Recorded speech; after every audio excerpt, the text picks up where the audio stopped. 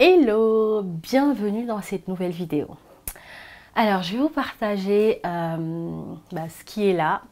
Depuis quelques jours, j'en parlais avec mon conjoint et je lui ai dit que ce serait vraiment chouette que je commence à me livrer de plus en plus à ma communauté. J'ai envie de lancer une série de vidéos dont l'épisode 1 est cette vidéo. I was tempted.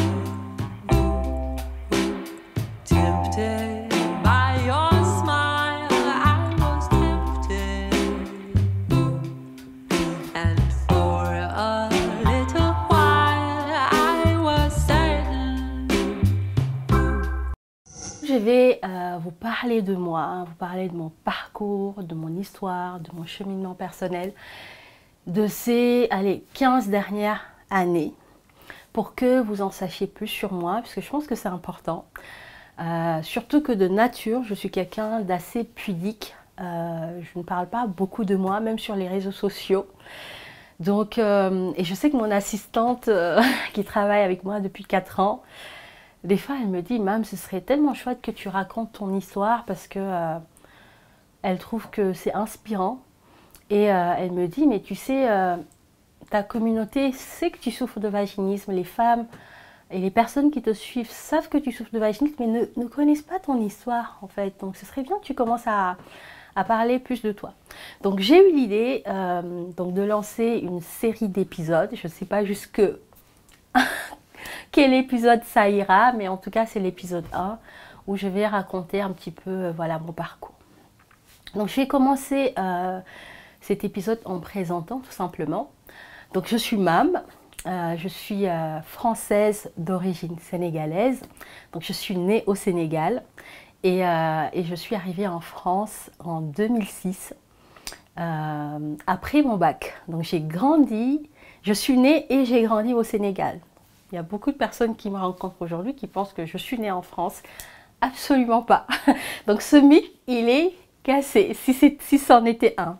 Donc je suis d'origine sénégalaise. Je suis la fille aînée d'une fratrie de 5 enfants. J'ai 3 sœurs, on est 4 filles et un frère.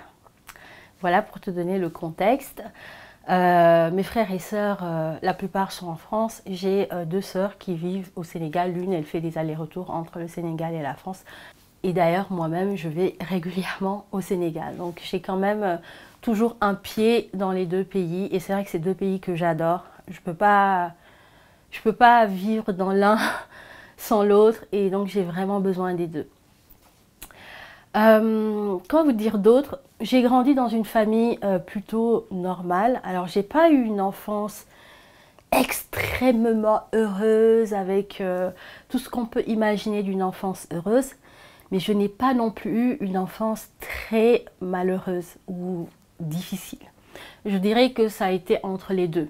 Voilà, j'ai des souvenirs d'enfance où j'étais pas bien et j'ai aussi des souvenirs où c'était plutôt cool. Mais je peux pas dire aujourd'hui que j'ai eu une enfance vraiment heureuse. Voilà, il me manquait quand même quelque chose et c'est vrai qu'avec le recul, je me dis ouais, il y a eu quand même quelque chose qui n'a pas été complètement honoré à cette époque-là.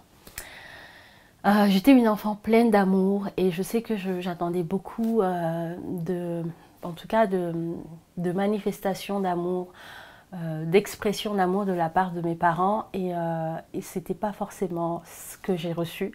Mes parents sont très pudiques dans la façon d'exprimer leur amour, puisque je pense que c'est culturel. Au Sénégal, c'est pas quelque chose qu'on va exprimer facilement aux enfants. Moi, je sais que ma mère, j'ai pas eu de souvenir d'enfant où elle me faisait des câlins, comme je peux le faire aujourd'hui à mes enfants. J'ai pas de souvenir de ça. Et je pense que même plus tard, les premiers câlins qu'on s'est fait, c'était même presque gênant, tellement on n'avait pas l'habitude de se faire des câlins. Donc voilà un petit peu le contexte. Donc je fais toute ma scolarité au Sénégal jusqu'au bac. Et quand j'ai eu mon bac, mes parents ont décidé, parce que c'était pas un choix personnel, que je vienne en France pour terminer mes études.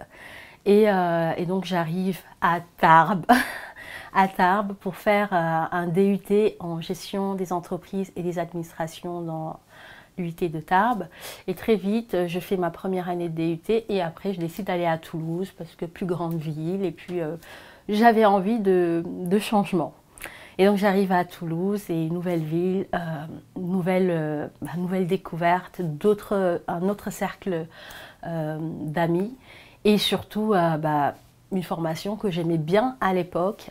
Et donc je fais toute une bonne partie de ma scolarité post-bac à Toulouse avant d'arriver dans le nord de la France.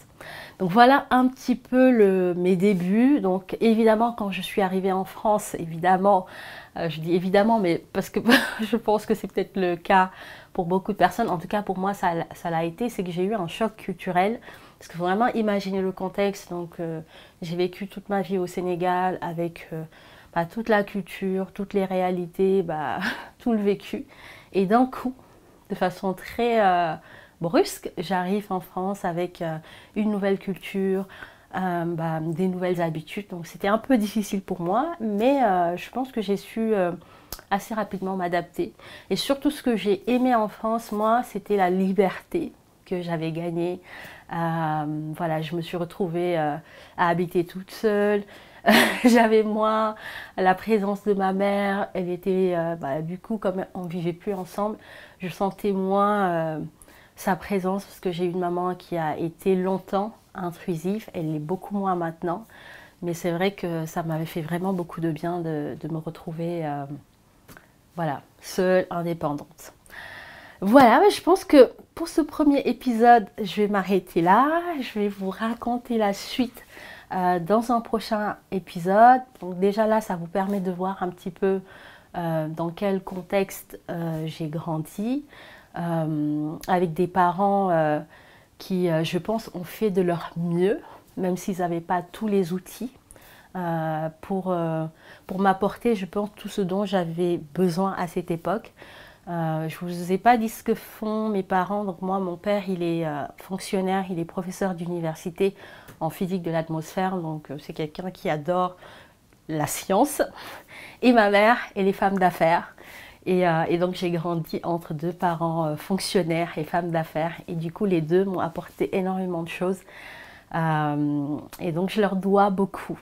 Je leur dois beaucoup et voilà. Donc je vais m'arrêter là et dans un prochain épisode, je vous raconterai la suite de mon arrivée en France et de tout ce qui s'est passé, mon vaginisme, la création de mon entreprise, quand je suis devenue maman. Voilà, histoire de vous partager plus de qui je suis. C'est pas pour vous étaler ma life, mais je trouve que c'est important de connaître aussi la personne pour pouvoir créer des liens avec elle, que ce soit des liens aussi de cœur, des liens authentiques.